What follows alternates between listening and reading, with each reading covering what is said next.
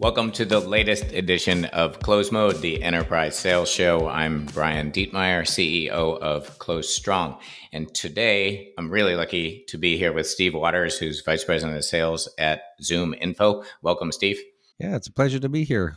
And you are also, I was going to say percussionist. Is that just a fancy term for a drummer? I did both. Yeah, I majored in music in college, so the drums were my love. Actually, going all the way back to 5 is when I did musical kindergarten, and then piano, and then at 14 I picked up the drums because I was interested in the opposite sex, and not too many of them were interested in John Tesh or Elton John, and so yeah, I started playing the drum set, and then did all the opera and the concert band and all that stuff. But yeah, the drum set is the passion, and got a bachelor's degree that I only do on the weekends now. But yeah, it is one of my loves, and sales is another one. I remember a happy day in my life when I bought my stepson his, what do they call them, like the soft pad drums that only played in his ears. We had Oh a yeah. spare bedroom that was set up, and I put all the foam up on the walls, and it still didn't help. So I was happy.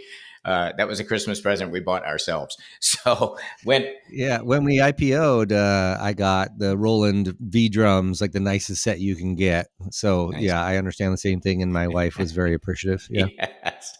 So you and I were chatting a week or so ago, and I'm gonna sort of sum up our conversation about how do we scale best practice to common practice in enterprise sales. And you were doing some really cool things, which is why I said, hey, can we talk about this? Because I think other people could learn from it and recreate it perhaps. So we were talking a little bit about, there's this whole desire to move B players to A players and either get C's to B's or just get rid of them, but it's more about moving them up.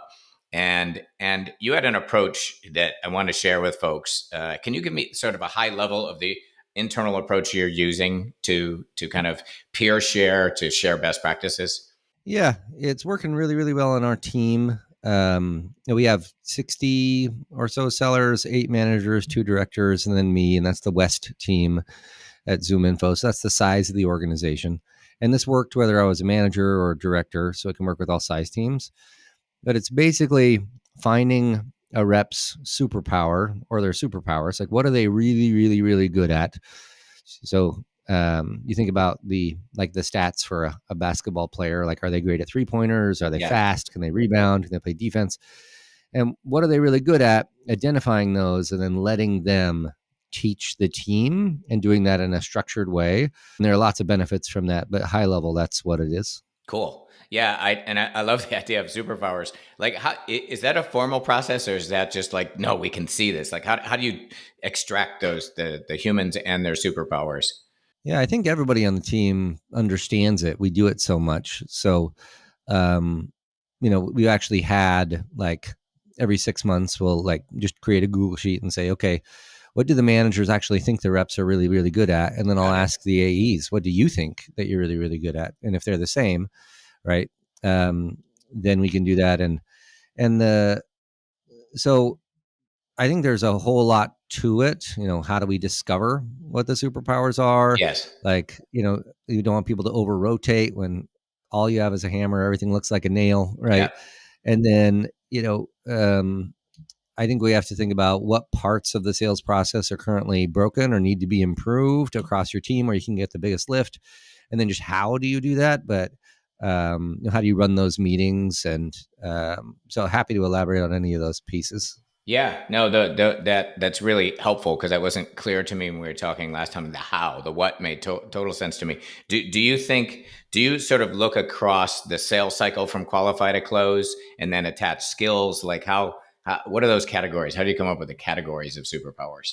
Yeah, I think we all know what they are, right? And it's what people need to get better at. So, there's objection handling, there's urgency, there's, discovery or asking questions, there's rapport building, there's, pipeline management, there's telling the ZoomInfo story, or sorry, just telling the company's story. Yeah. Okay.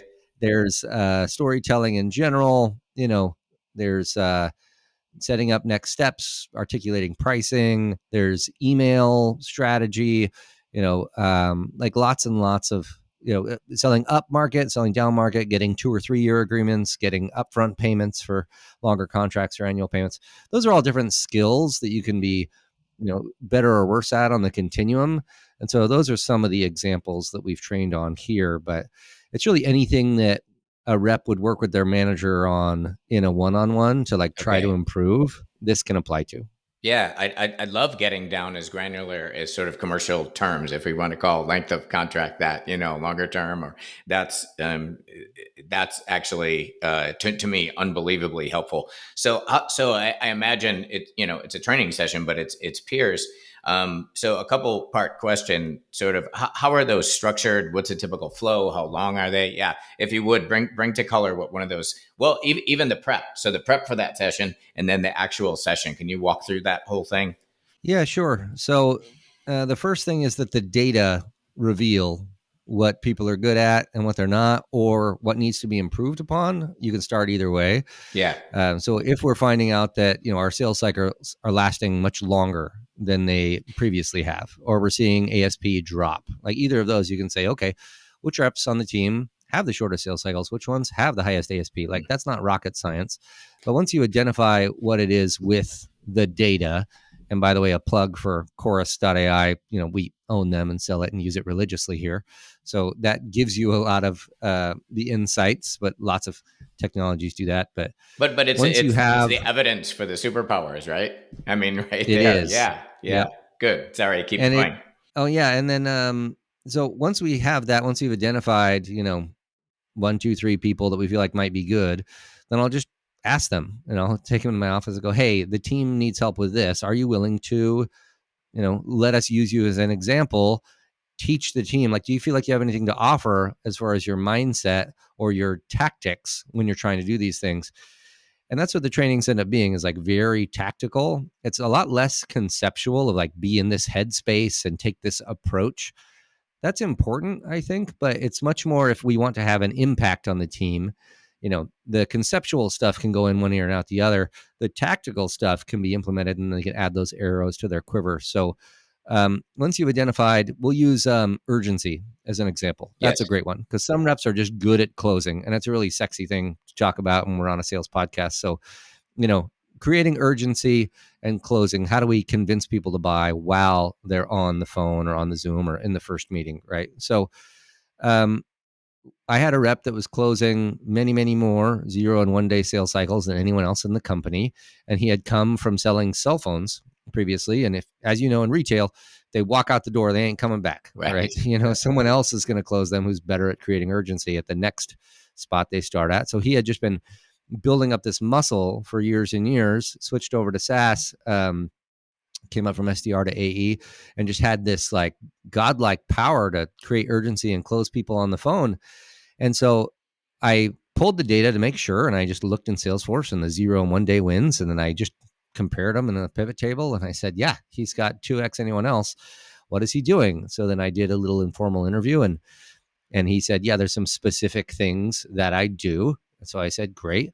So then we go to a meeting called 1%. That's Tuesday at 4 o'clock every week. And one of the mantras at ZoomInfo is you get 1% better every day. And the compounding effects of that are fantastic.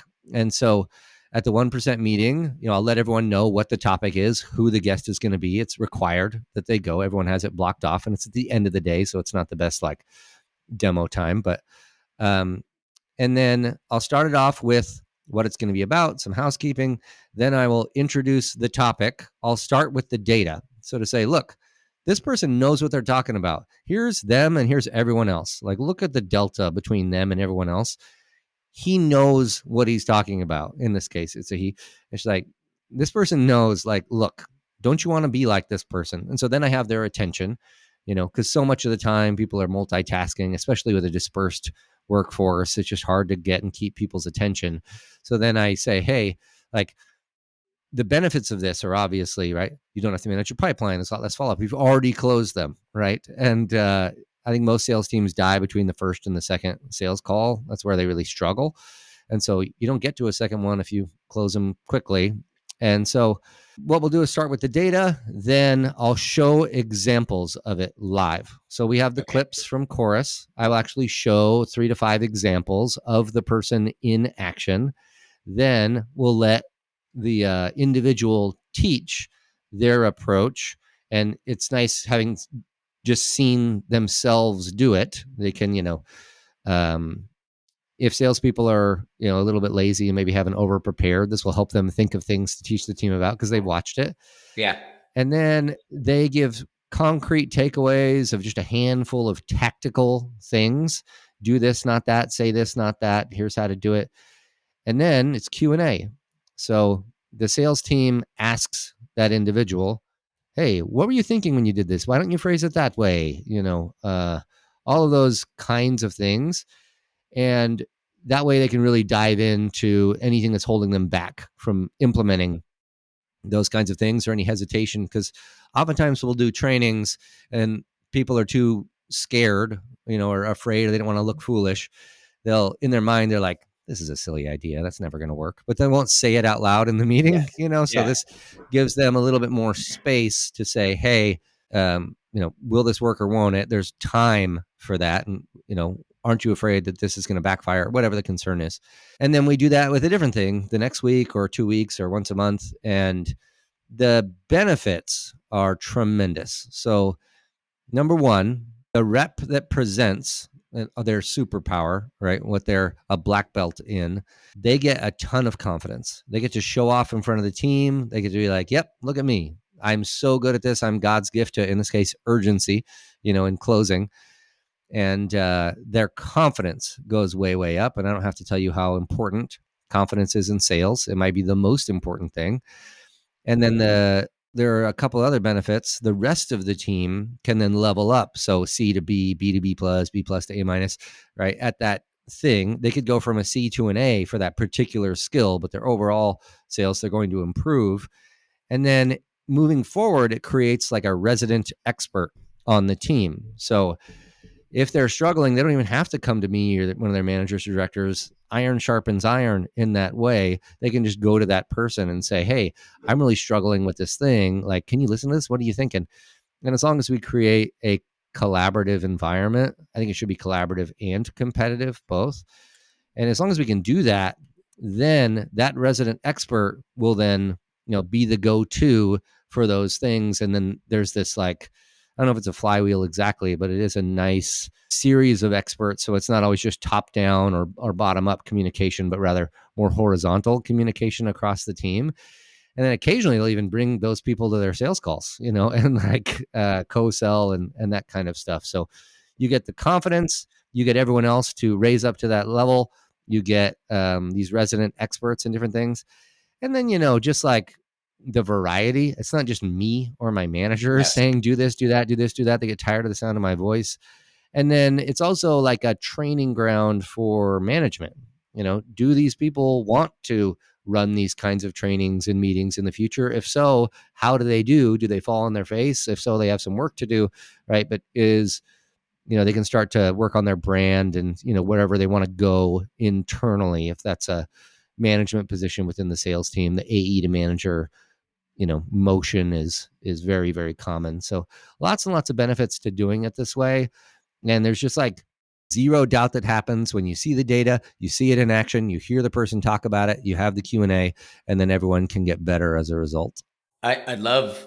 Yeah, I hadn't thought of that when we talked about this before. That there's that old adage of we put our best salespeople into management, and often what made them great in sales doesn't make them great. In fact, it's the opposite. Of it might hurt them in the new role. But what a great way to get some evidence of leadership from people. That's a really cool side benefit. So a couple of very kind of granular level questions for you. The people that are teaching. Is that are they given a sort of process to follow when they're teaching, or is it more organic based on the individual?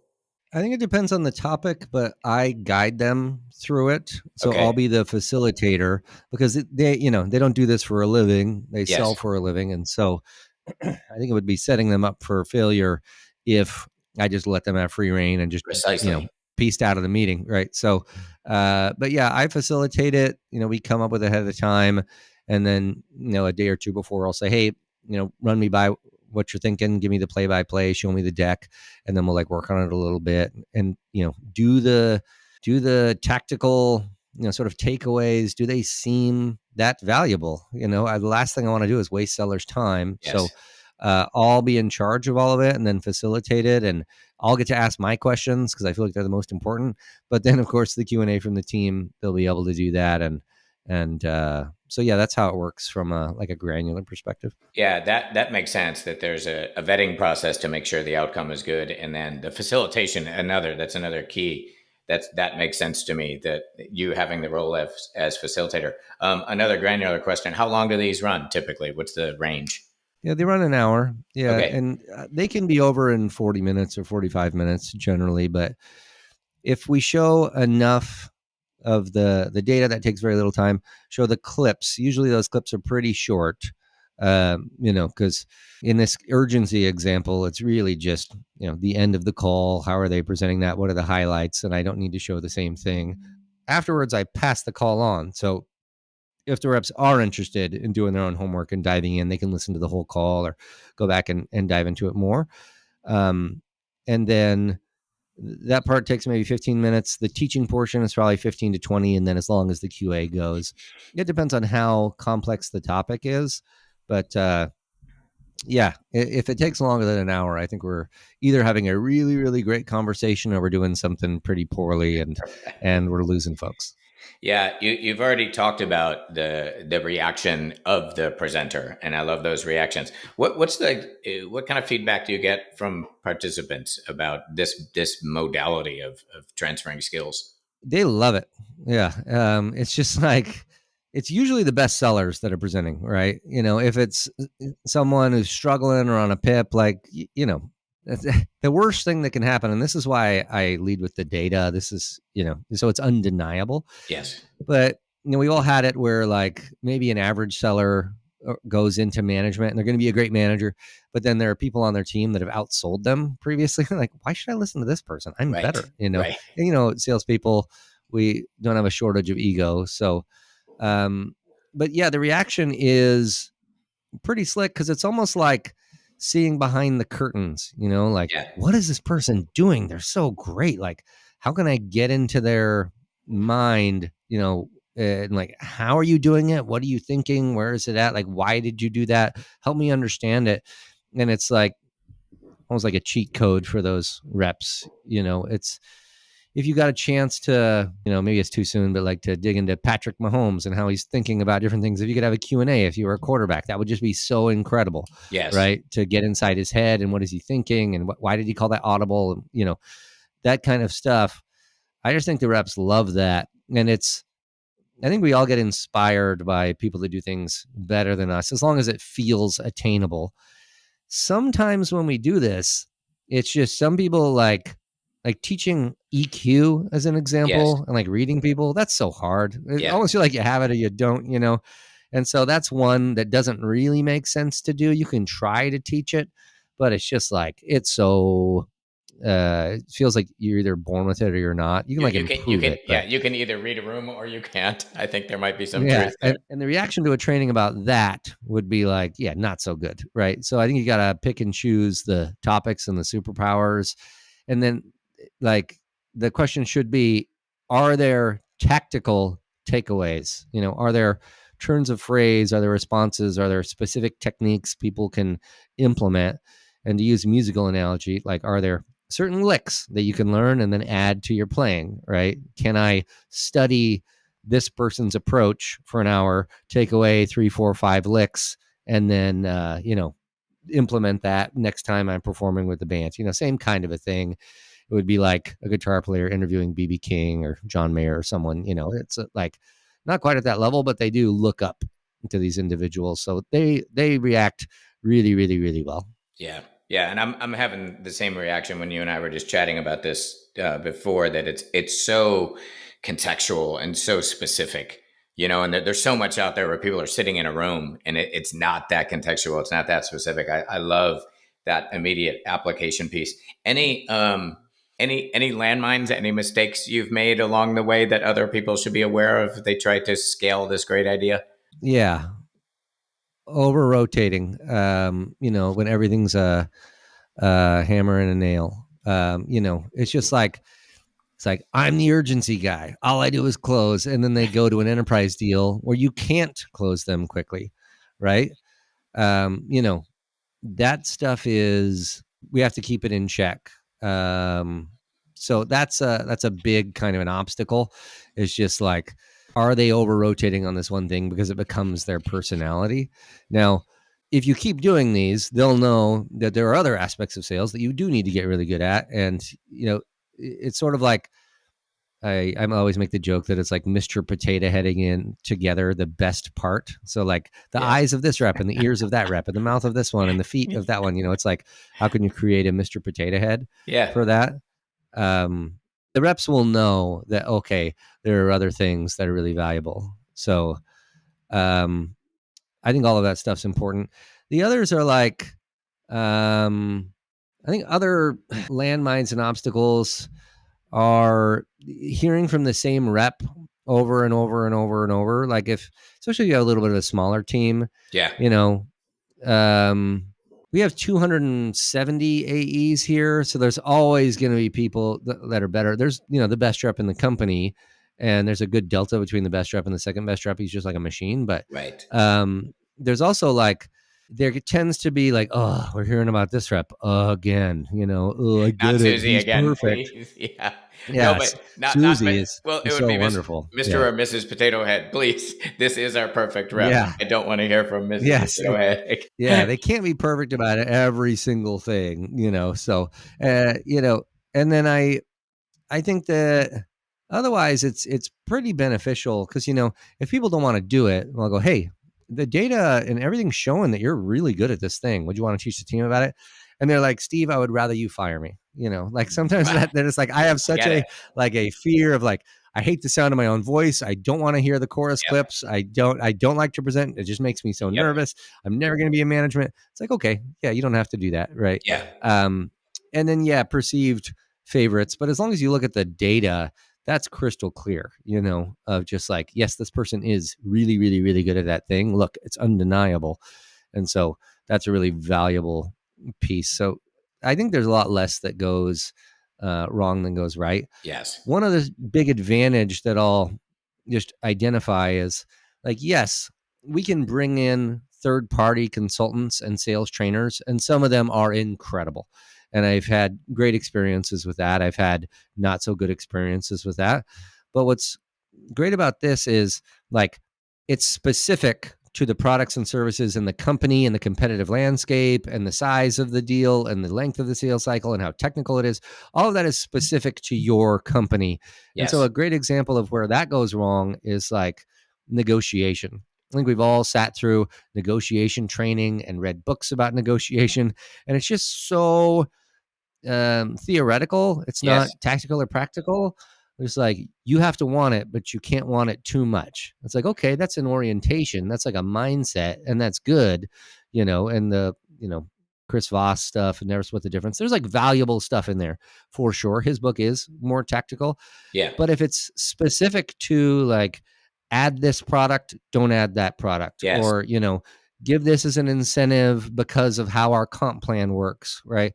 It's like there are specific things to your company, and if we can take those, then it will just be much more applicable, much more tactical, and then obviously get utilized to a much higher degree. So the risk of like bringing in a third party that doesn't hit the center of the bullseye in terms of what our team needs, that risk goes way down. It's basically no risk unless it's like they're like, oh well, Susie has the best territory, that's why she wins, or there's like some stuff like that.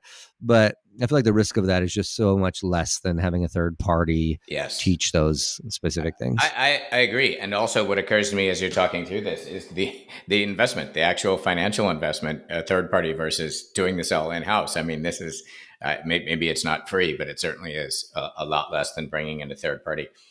It's interesting. I have to go back, and I think you're probably aware of this. I started a consulting firm years ago with the vice chair of the Harvard Negotiation Project, and has written a bunch of books on it. And I have and done all kinds of primary research. And you hit on something that I feel so strongly about and agree with you. there's a negotiation book out there entitled The 53 Truths of Negotiating. 99 ways to win in negotiation, which are all very, very, very interesting, as you point out, and very difficult to scale. I do want to share one thing with you that maybe you can share with your team.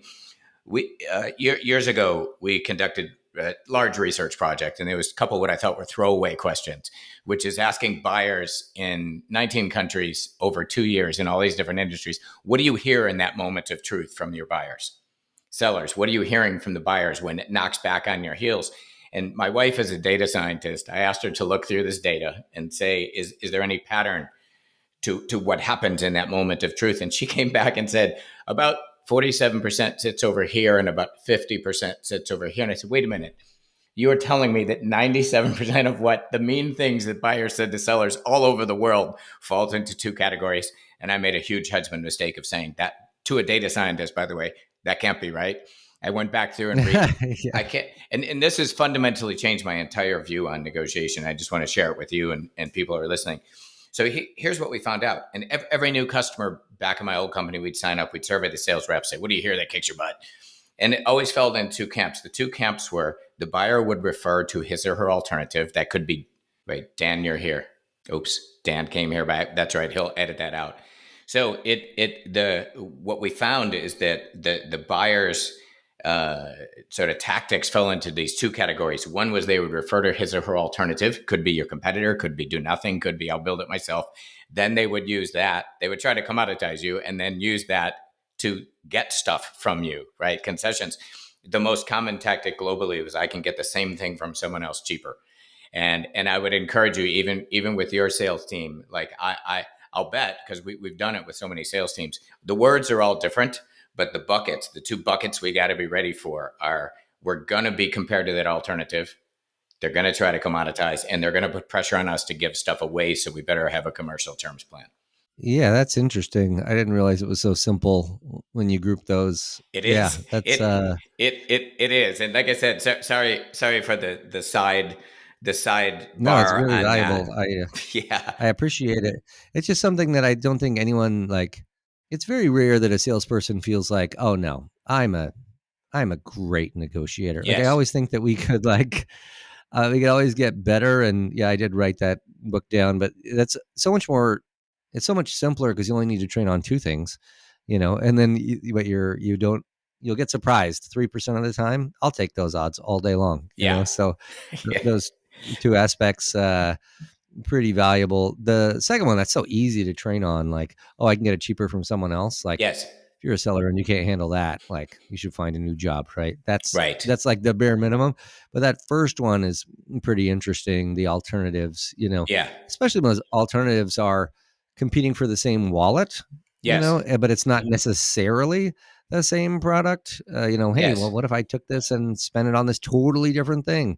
And so those sometimes can throw people for a loop. Yeah, Yeah. that's pretty interesting. Yeah, for sure. We coached a bunch of deals with a Fortune 10 tech company, $1 billion in deals, and the most common alternative was what they called the customer would go dark, right? And these were renewals, so the customer would say, "What? Why would I renew? I'm not using half the crap I bought last time, and I'm just going to let the contract expire." And so doing analysis on going dark found out that in different customer scenarios, going dark was not that easy for them. So anyway, it's there is a way to prepare for those. And I just, like I said, I had to throw it in there. But yeah, if I go back to our conversation, this is such a sort of clean process. This notion, I love the idea of starting with kind of what's broken or where do we need to improve in the sales cycle.